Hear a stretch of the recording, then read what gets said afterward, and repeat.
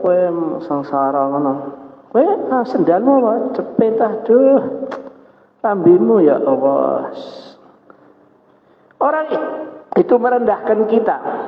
Terus kayak nek duitnya diuncalke nya, beronya. Ya nek ini akeh tapi diuncalke nya.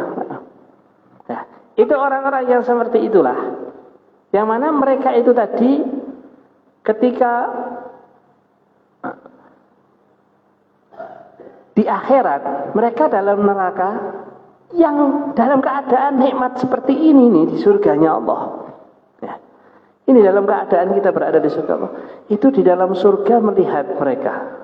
Dulu, kayak kan tonggoku toh sing biyen omah sak mono akeh. Lah kayak kan sing tuku omah ning ngalian 10 perumahan biyen kere bareng mbek aku wis sugih. Lho kayak kan terus kita lihat dulu.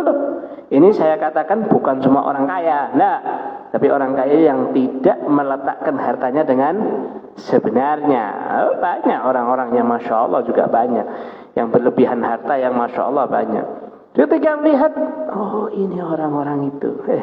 Lalu minta izin sama Allah Ta'ala. Ya Allah, bolehkah aku melihat mereka? Boleh. Ya Allah, bolehkah engkau perlihatkan mereka keadaanku sekarang? Bukan hanya melihat saja, tapi perlihatkan keadaanku. Oh ya boleh, silahkan. Nah baru dibalas. Rumahnya mewah, minum langsung datang sendiri, jus datang sendiri, bidadari yang paling cantik datang, duduk ya sambil lihat yang di neraka. Waduh, kowe kok ning kono enak, mbok tolong aku. Oh ya, malaikat kai, oh ngapunten. Nek suruh ngelihatkan bisa, engkau melihat bisa, tapi untuk ikut campur bantu dia walaupun setetes tidak boleh. Waduh, raiso aku ngasih kamu ya sudah ya sampai sekarang sini ya, minta maaf. Tapi aku ben luweh mantep ning surga iki, ora mung ketokan enak-enak tok. Ben atiku ki apa namanya kalau terbalas ben dendamku iki terbalas. Nah ndelok awakmu ki mau jane aku wis enak ning surga tapi meh ndelok kowe ben kowe iso ndelok aku piye carane. Wah kowe rasakno tadi. Nah penyampaian yang ana sudah sampaikan ini tidak semua daripada kita menerima dengan keyakinan, dengan kemantapan, dengan benarkah seperti itu. Nah siapa di antara kita yang bisa menerima seperti itu? Belum tentu. Ada yang ulah mosok toh, kok iso toh. Nah, semua itu kembali. Bahkan kita yang hadir ini di antara kita, ada yang lebih percaya kalau sekarang ini nggak ada yang ngomong, ya. Walaupun belum hujan loh ya. Tahu ada yang datang, hujan di luar. Jadi, mosok langsung metu. Oh, ya. Tapi saya nyampaikan sini belum tentu dipercaya. Kenapa? Karena kita ini tidak memiliki keyakinan yang Allah letakkan ke dalam di hati kita bahwa kehidupan akhirat itu benar ada. Nek mau enak-enakan, monggo. Silakan. Dunia sementara.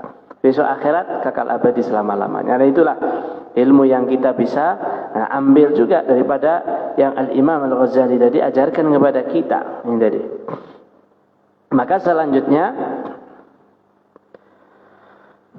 ketika kita sudah mempelajari daripada apa yang disampaikan oleh Imam Ghazali, di antara yang sudah beliau ajarkan kepada kita adalah bagaimana caranya kita dalam menuntut ilmu dengan sebenar-benarnya.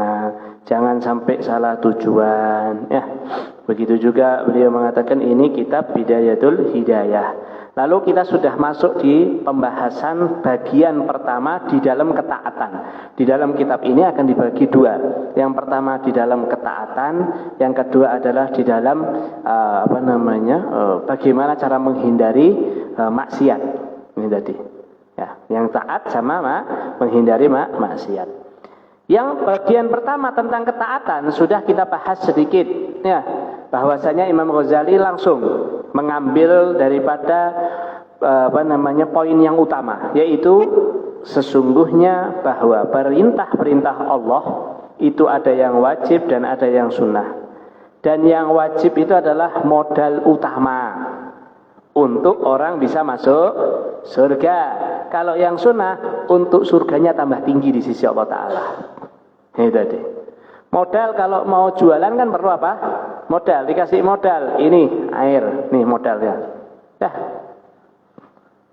Dia jual, dapat modal berbentuk air, harganya 10.000, dijual 10.000. Balik, ngambil lagi kan, kulaan lagi kan pakai duit tadi. Dapat apa dia? Dapat untung. Hah? Ya, sudah dapat itu.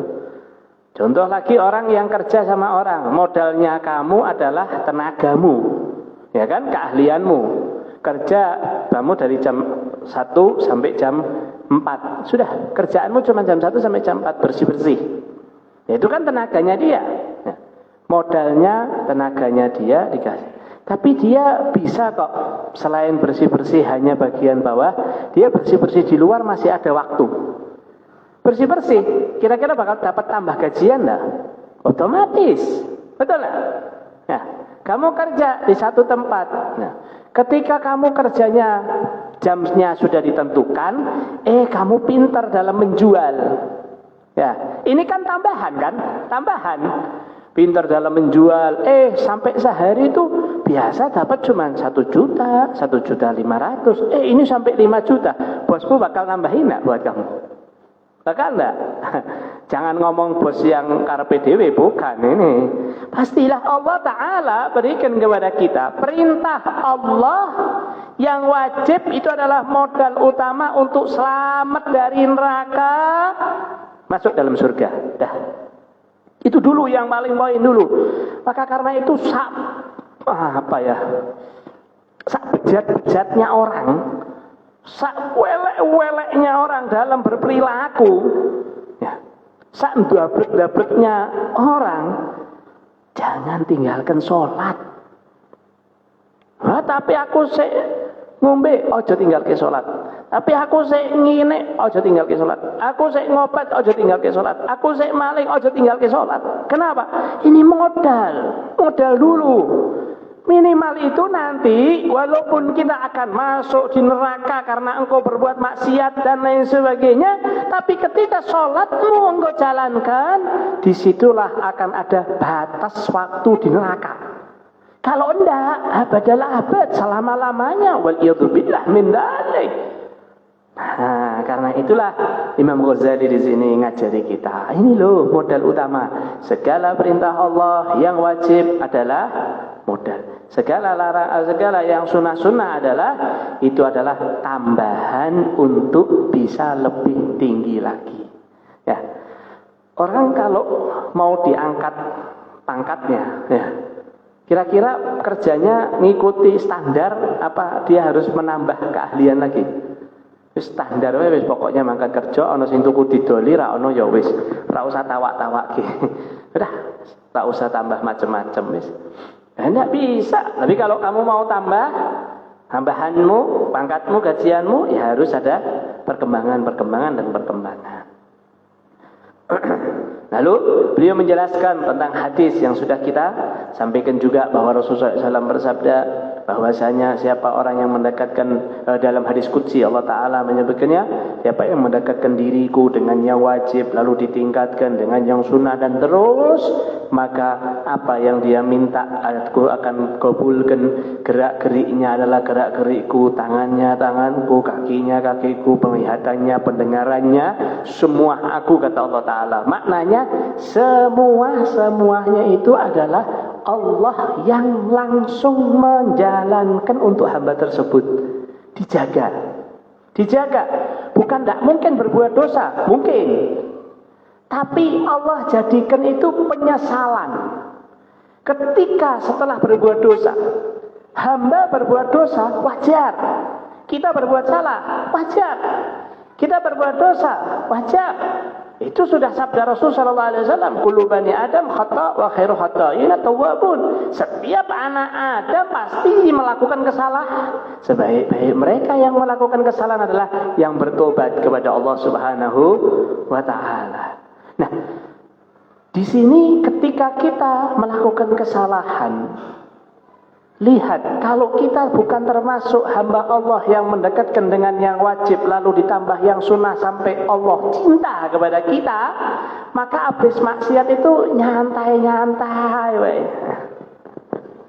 Ada orang habis berbuat salah sama jenengan. Ya.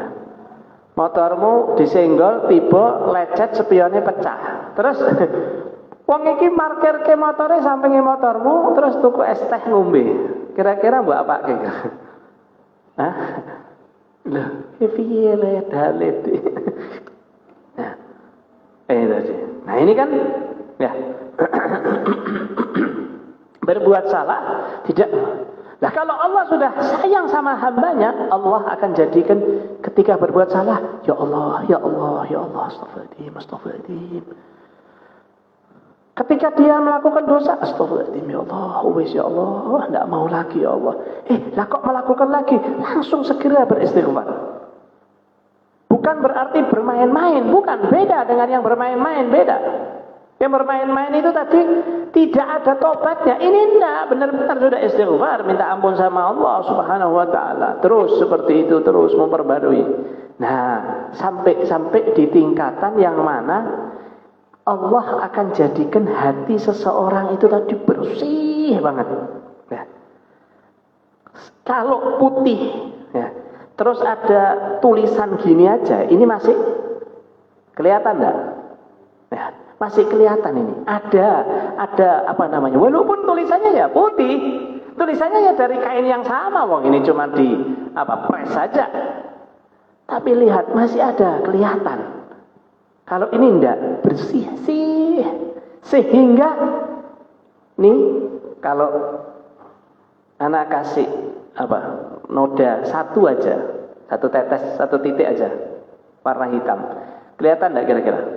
Kelihatan. Begitulah hati. Kalau sudah sering istighfar, sering taubat, minta ampun kepada Allah, makanannya yang halal, konsumsinya dari yang halal, hasil dari yang halal, maka apa yang didapati? Akan tergoyang, akan merasakan hatinya itu tadi kotor walaupun sedikit saja. Ini sekarang ini kita kalau megang kaki kita, ya, ada reget sitik kerasa, ya enggak? Ada Allah debu silik, mungkin enggak kelihatan, ditahu, itu, tapi kerasa ada. Tapi kalau kita lagi jalan enggak pakai sendal, beletokan, ya, kira-kira kita akan merasa enggak itu? Nah, kikilnya kotor, ya harus sudah kotor, harus biasa aja. Contoh lagi.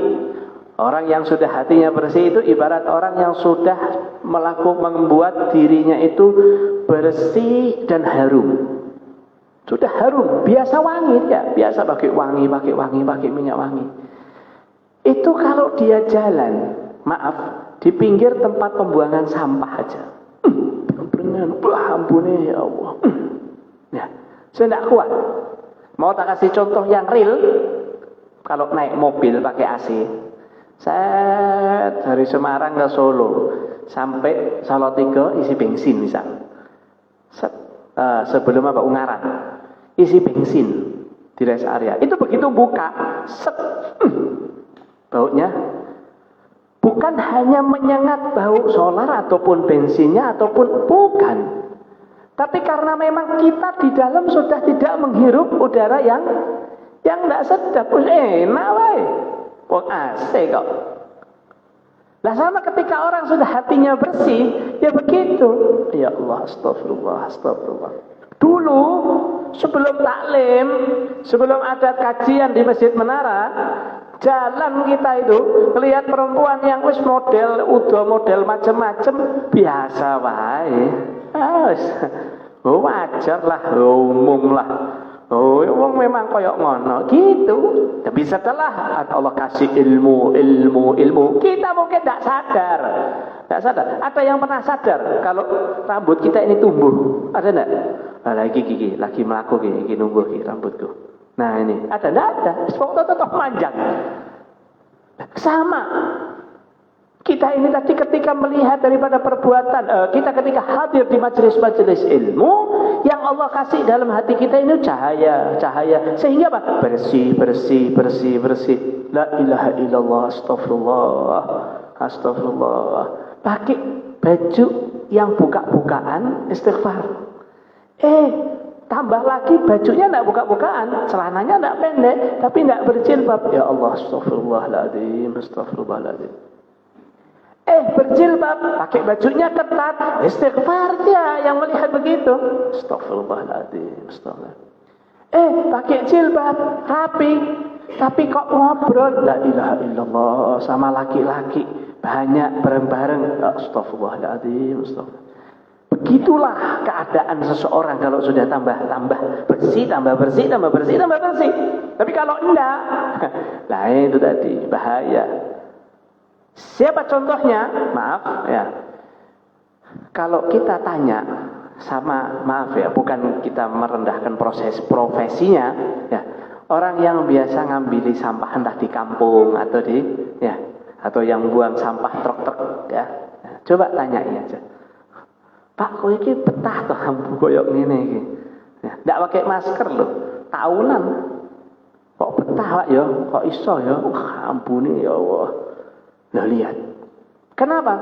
Sudah kebal, sudah biasa. Bahkan dikasih aroma wangi mungkin nyengat. Padahal tipis sangat minyak wanginya mungkin aromanya. Wah, nyengat banget, Pak. Jadi wahakatal insan, begitulah manusia, kita ini sama begitu. Karena itu pentingnya terus hadir taklim, ada taklim, ada taklim, ada taklim, ada taklim. Alhamdulillah, alhamdulillah, alhamdulillah. Allah bukakan pengurus masjidnya, para ustadz-ustadznya mau datang. Nek dipikir-pikir, Pak, lawas. Mbok ning omah padha-padha enak ning omah wae. Podo-podo enak, ustadznya teko daerah-daerah yang jauh, ya. Yang dekat mungkin sahabat Ustaz Mohsin, Ana, siapa lagi? Bib Nagib. Yang lainnya jauh-jauh mau ke sini ngajar kita. Lah kita wong sak nyuan ngono ya. Nah, ini nikmat. Nah, yang harus kita pahami, ketika diri kita sendiri baik, maka akan susah berbuat baik itu nanti. Otomatis toh. Mau berangkat taklim maghrib, ning ndi Pak? Kene wong wis teko kerja jam 5. Saiki atus siap-siap terus durung mbek anak-anak, mbek bocah-bocah durung apa-apa. Wis kowe mangkat ngaji masjid menara malah. Contoh ini contoh. Ngomel wae pokoknya. Ada wae yang diomong ya. Ini ketika keadaan seperti itu lihat. Tapi kalau istrinya pun kita pulang kita kasih tahu, atau wajib ya maghrib isya ana ngaji ning menara rungokke alhamdulillah.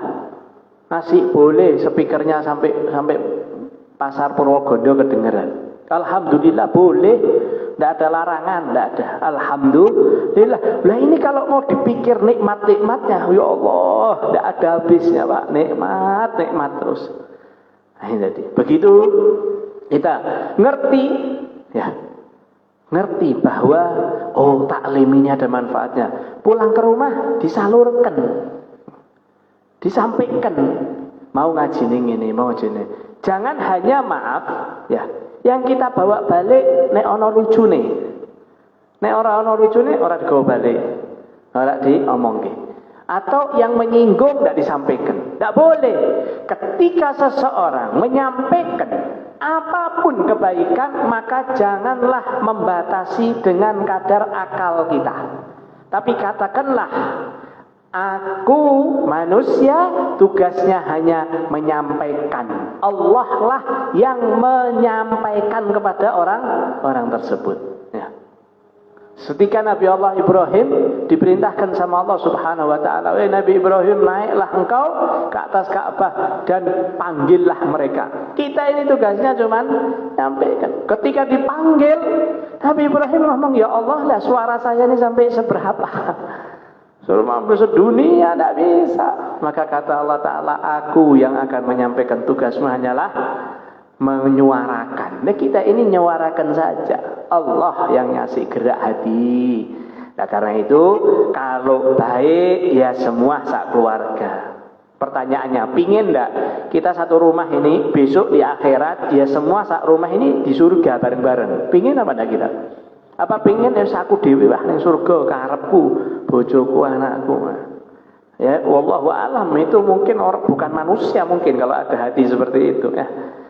Nah, karena itu maka beliau mengatakan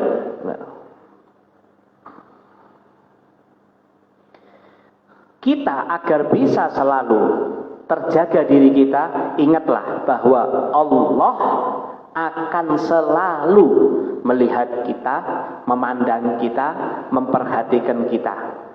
Dimanapun, kapanpun, dalam keadaan apapun. Cuman 3 saja kita ini di dunia. Di mana, kapan, dan keadaan apa. Sudah, itu aja. Sudah, kita dalam keadaan apa? Pasti Allah Ta'ala melihat. Nah, kalau sudah seperti itu, ya maka kita akan tambah tahu. Ya Allah, ya Allah, ya Allah, ya Allah. Allah tidak mungkin terlewat satu pun gerak-gerik kita. Allah rak ngerti ki, apa? Jentikku gerak, rak ngerti apa? Oh, murtad bisa. Na'udzubillah min dzalik. Murtad orang itu seperti itu. Maka karena itu yang paling gampang, yang sering dipakai kaidah ini ya oleh beliau guru saya Habib Hamid bin Abdullah Al-Kaf, beliau selalu menyampaikan, siapa orang yang ingin berbuat maksiat, ingatlah daripada lafaz ini tadi, yaitu bila mana engkau melakukan sesuatu yang Allah murka atau Allah larang dan engkau mengatakan bahwa Allah melihatku. Allah melihatku. Aku yakin Allah melihat aku, tapi aku lakukan perbuatan ini. Berarti kamu sama seperti nantang Allah. Nantang Allah. Tapi sebaliknya beliau katakan lebih parah lagi. Bila mana engkau berkata bahwa Allah tidak melihat aku. Waliyadzubillah, murtad, keluar dari Islam. Na'udzubillah min. Maka karena itu keadaan yang menakutkan inilah yang harus kita jaga, kita ingat, kita perhatikan. Jangan sampai kita salah. Pelan-pelan, tidak langsung sedek-saknyek, pokoknya orang itu aku enggak, pelan-pelan. Nanti bakal sampai. Yang penting apa? Selalu ingat kepada Allah Subhanahu wa ta'ala.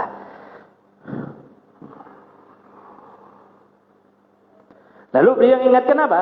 Dan berusahalah. Jangan sampai, kan sudah kita yakini kan? Ya. Yuk kita buat sekarang yakin bahwa Allah pasti melihat kita. Yakin. Sampai ada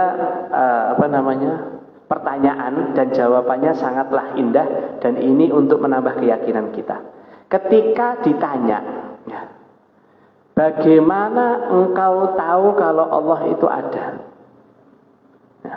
Bagaimana bukti kalau Allah itu ada? Mana buktinya sih kalau Allah ada? Biar aku bisa yakin. Maka jawabannya adalah ketika ada sesuatu yang tidak aku dapat jalani. Ketika ada sesuatu yang aku tidak dapat lakukan. Keinginanku yang tidak dapat aku lakukan, aku tersampaikan. Kita punya keinginan enggak? Punya keinginan kan? Minum. Kok tidak kesampaian minum? Berarti itu ada yang nyeting ada, yang gerakkan ada, yang ngatur ada. Siapa? Allah. Disitulah yakin. Nah, Allah berarti ngelihat, pasti, yakin. Kalau begitu berusaha sebisa mungkin, semampu mungkin, sekuat mungkin. Tidaklah Allah melihat aku kecuali aku dalam keadaan yang diridhoi oleh Allah. Jangan sampai aku melakukan perbuatan yang Allah murka kepadaku, karena Allah tidak mungkin tidak melihat aku. Piye coba? Kita bisa bayangkan, tidak usah jauh-jauh lah. Di YouTube ya, atau di TV. Karena ada peraturannya. Tidak boleh ngomong jorok, tidak boleh iklan yang tidak diiklankan, tidak boleh apa lagi?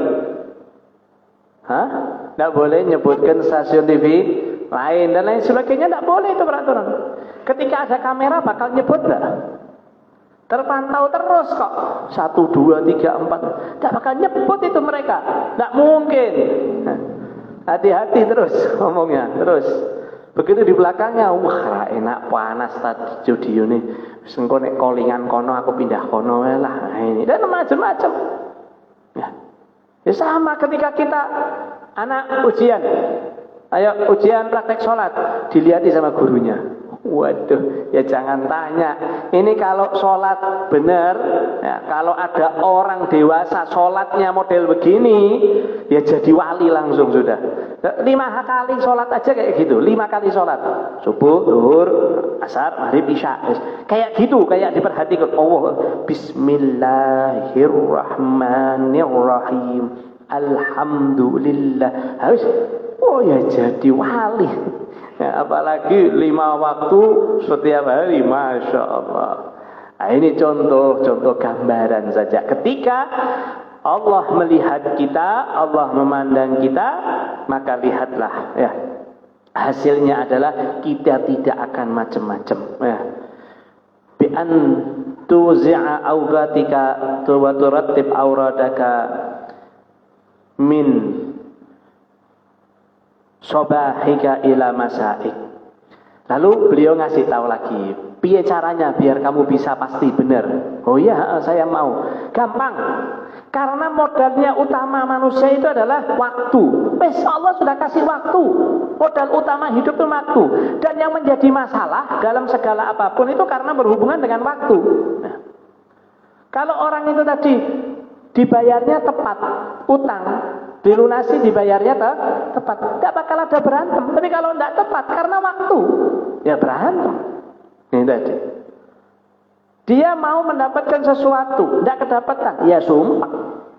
Nah ini tadi. Maka lihat bagaimana ketika beliau ngasih tahu solusi. Sudah ngasih tahu gambarannya, saya tidak kasih solusinya. Bagaimana caranya? Tertibkan waktumu, kegiatanmu, aktivitasmu dari semenjak bangun tidur sebelum subuh di pagi hari itu tadi, sebelum subuh sampai waktu engkau tidur. Maka itu engkau jalankan. Engkau tertibkan isinya hanya sama Allah. Karena beliau Imam Ghazali itu lebih pintar daripada kita. Ya, karena beliau mengatakan, ya, tahu yang namanya air. Air itu akan masuk kalau ada celah. Tidak nunggu air itu tadi disilahkan, enggak. Ketika kita taruh ada ini mau sampai kapanpun tidak akan keluar, tapi ada celah. Lubang sedikit pasti ya kan? Nah begitu juga ini sekarang kita terlindungi ini. Tapi kita bakal kena air kapan? Kalau bolong. Begitu juga setan. Setan itu akan masuk ke kita kapan? Kalau waktu kita ada kosong. Alah, ono apa-apa. Wis nyekel handphone. Nah itu, nanti datang setan. Langsung langsung tidak pakai diundang dulu, mancing dulu dari setan. Aku mbek kowe 1-2 kali 24 jam kok. Lebih sering setan sama kita daripada istri dan orang tua kita sama kita, sama anak-anak kita sama kita. Ya, seperti jalurnya apa? Darah kata Nabi sallallahu alaihi wasallam. Terus sama kita setan ini. Kosong waktunya, tidak usah jauh-jauh. Kita ini loh taklim di sini saja. Kalau tidak fokus dengarkan, kalau tidak usah, kalau ustadznya ya mungkin ada mbuhnya. Yes, pokoknya sing genah wae ya. Aja macam-macam. Ya wis hilang kabeh. Pikirannya macam-macam. Tapi kalau ketika ada diajak dialog, aja diingatkan, ada suaranya mungkin kan. Siapa di antara kita sekarang ini lagi pikiran di rumahnya mungkin? Atau mikirkan sendalnya. Siapa di antara kita? Enggak, karena sudah semua langsung fokus terus tidak ada kosong. Nah ini kalau tidak waktu taklim pertanyaannya. Kalau tidak waktu ada taklim di Masjid Menara Maghrib Isya, kita di rumah ngapain? Nah karena itu diajarkan, tertibkan waktumu sama Allah. Nanti setan tidak akan bisa masuk. Kalau sudah kita sama Allah.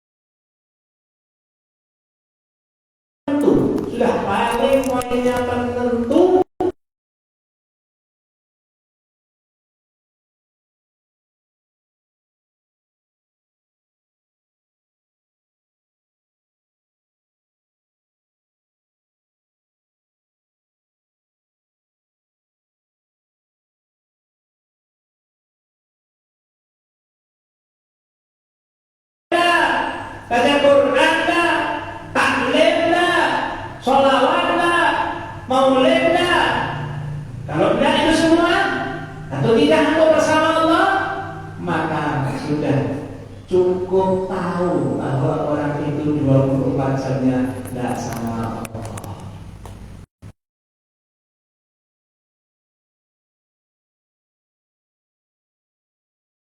Saya ini menyampaikan saja, semua itu sudah disampaikan oleh para orang-orang soleh terdahulu. Maka lihat, tidak ada didikan khususnya dari keturunan Habaib, khususnya atau siapa saja yang sanatnya belajar dari para Habaib. Kita tanya, Pak, dia kan? Dulu maghrib isya boleh keluar belum? Maghrib isya boleh keluar. Keluar, balik, oh ya sudah, habis. Tidak ada kata-kata daripada maghrib isya. Main maghrib isya keluar. Walaupun lagi ngapain pun maghrib isya. Dulu TV dulu, sekarang handphone. Maghrib isya TV langsung nanti. Itu didikan. Siapa yang merubah pendidikan tersebut pasti celaka. Gas gitu aja sudah. Mau nggak kita yang para pemimpin yang mengikuti jalur para Habaib, ikuti jalur itu. Wis maghrib isya, selamatkan anak kita, selamatkan istri kita, selamatkan diri kita, selamatkan orang tua kita. Dan bisa ngaji Quran, dia baca ratib, tidak ngerti ratib, dia baca sholawat, tidak ngerti sholawat, baca istighfar, dan ngerti istighfar, baca Fatihah. Masa tidak bisa baca Fatihah? Baca Fatihah, maghrib isya, diulangi berapa kali terserah. Pokoknya maghrib isya di rumah baca surat Fatihah. Tinggalkan handphone, tinggalkan TV, tinggalkan segala-galanya. Sama Allah Ta'ala. Balas.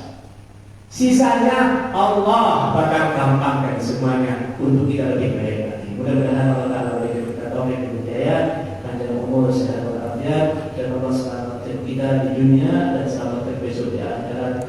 Amin ya rabbal alamin. Ada yang mau ditanyakan? Silakan.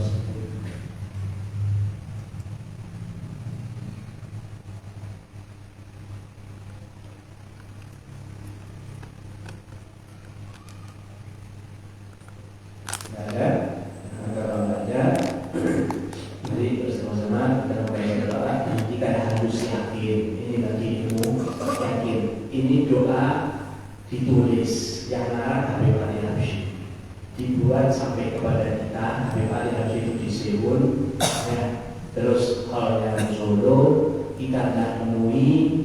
Umur dari berapa tahun sudah alhamdulillah diterjemahkan. Tahu kan terjemahannya? Kita tahu terjemahannya, kita yakini ini doa diijabah sama Allah. Pasti dan pasti. Sebagaimana keyakinan kita kalau melihat ada gelas keperingat, berarti airnya kok bisa? Lihat gelas keperingat terus ditanya, ini banyak apa? Pasti dingin. Dan sama, ketika doa ini kita baca, pasti Allah dijawab. Amin ya rabbal.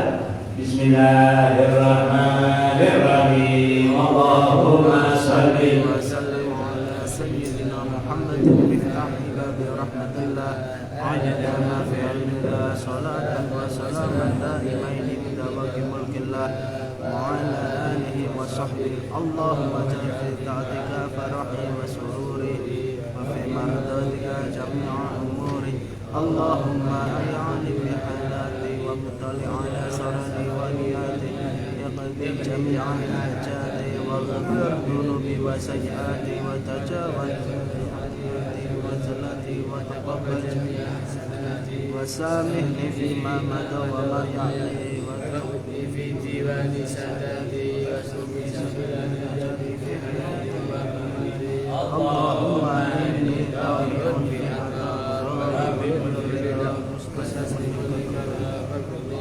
wasluk li sabila hudak wa alhamdulillah الأنبياء وصلى الله على سيدنا محمد وعلى آله وصحبه وبارك وسلم بأننا قد عرفنا وأننا أسرفنا لقد أشرفنا فأغ علينا التوبة واغسل كل حوبة واستر لنا العورات وآمن الروعات واغفر لوالدينا ربي ومولدينا والأهل والأهوال والسائر الخلان وقل المحبة وجيرات الصحبة والمسلمين أجمعين أسمع بدلا وجند من لا باكتساب منا بمصطفى رسولنا بكل سلم صلى وسلم ربي عليه عند الحبيب وآله وصحبه عدد الشمس